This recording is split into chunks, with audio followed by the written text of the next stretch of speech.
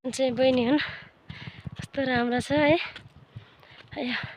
बाटो चाहिँ यस्तै नै हो, वन जङ्गल चाहिँ यही नै हो है। यतातिर पारी गाउँहरू छ, यतातिरहरूबाट कस्तो राम्रो छ है।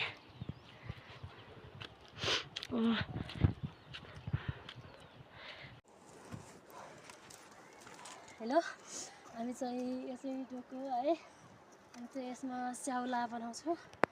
अलिकति त्यस्तो गाह्रो छ, चिसो चिसो मौसम पनि छ। सो आज अलिकति यो लामो छ है। मलाई चाहिँ पहिला नै बोकेको, आजभोलि धेरै बोकेको छैन। सो हामी चाहिँ जानु लाग्यो। स्याउलाहरू चुत्राहरू कस्तो छ यहाँ, अनि हामी चाहिँ अहिले कसरी भरेर डोकोमा हालेर ल्याउँछौँ म त्यो पनि देखाउँछु है त गाइज। उकालो कस्तो धेरै छ कि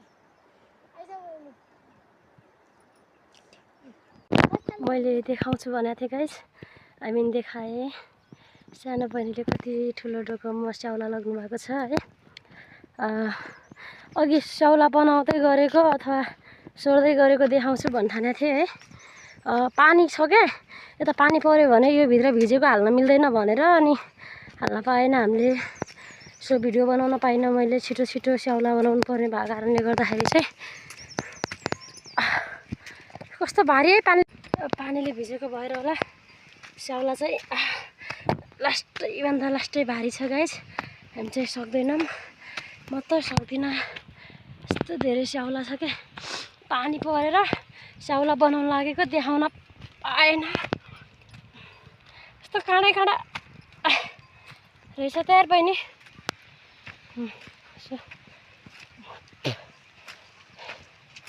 म चाहिँ आफ्नो देखाउन सक्दिनँ, पछि देखाउँछु। बहिनीको देखाएँ है त। कति राम्रो, हाम्रो यसरी नै लाग्छ। जालमा चाहिँ लाँदैन, डोकामा चाहिँ यसरी नै लान्छ है। बाँकी म पछाडि देखाउँछु, अझै सक्दिनँ म। पानी पनि कति पऱ्यो क्या। फाइनली मैले स्याउला लिएर आएँ है।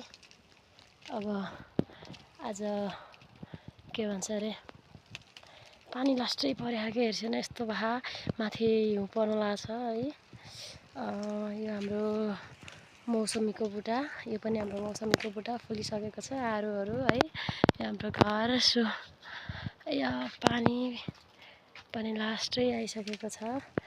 यो चाहिँ हाम्रो लोटे है। म चाहिँ यो चाहिँ हाम्रो डोका, यस्तो डोकोमा चाहिँ हामी स्याउला बोक्ने गर्छ। सो पानी आइसकेको